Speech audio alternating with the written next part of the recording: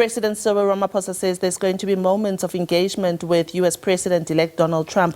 The president was commenting on Trump's threat to slap a 100% tariff increase on BRICS if they try to replace the US dollar with another currency.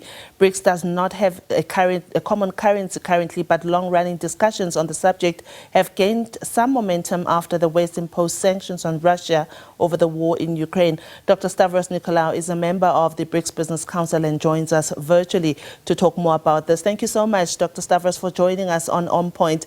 Imposing tariffs appears to be President-elect Donald Trump's new weapon. What is the BRICS Business Council thinking and saying about this? How concerned are you about this kind of threat?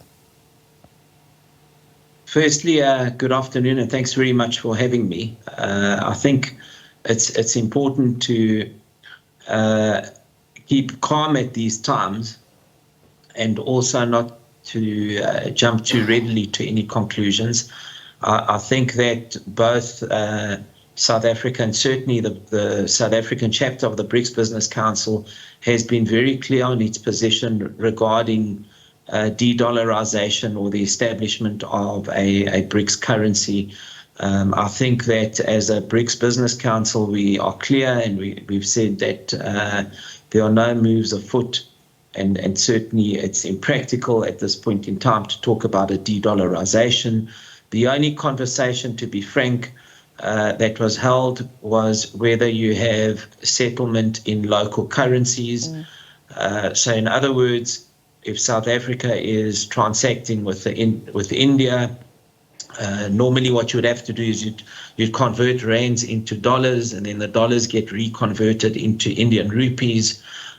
So discussions around settling in local currency, so in that instance it would be settling in Indian rupees, the example I've just described, is something that has been supported and something that has got some traction behind it.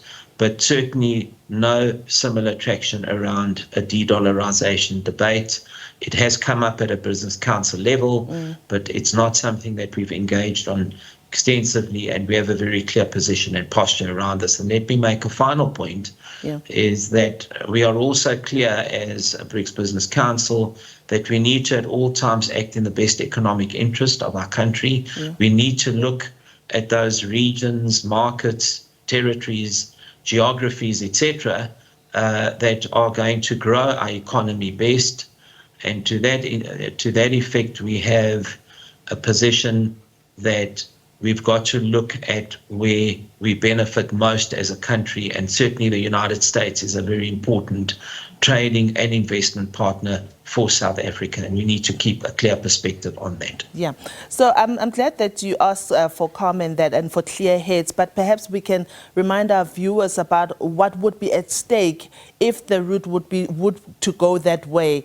If BRICS did decide to do that, of course you say it's a long way off, but just to remind our viewers about the implications of this tariff hike, 100% tariff hike.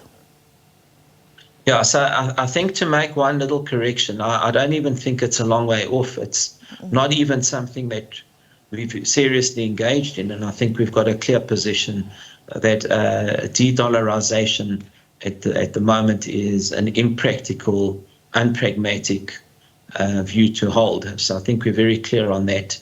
Of course, South Africa is a beneficiary, to answer your question directly, of a number of exports to the United States. And of course, if there are tariffs slapped on, it's not going to be beneficial towards our country.